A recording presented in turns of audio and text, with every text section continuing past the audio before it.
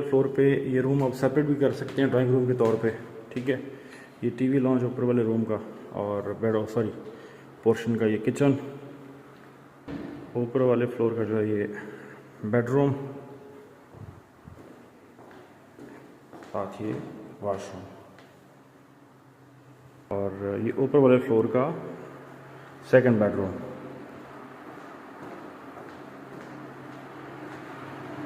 और ये इसका वॉशरूम हो गया, ठीक हो गया जी। ये टॉप फ्लोर पे जो है वो आपको स्पेशियस जो है वो सर्वेंट मिलता है, साथ इसके वॉशरूम। और टॉप फ्लोर का जो रूफ़ है आपके सामने है, आसपास का जो नज़ारा है, सामने बिजनेस डिस्ट्रिक्ट आप व्यू कर सकते हैं, फुल व्यू है, ठीक हो गया जी।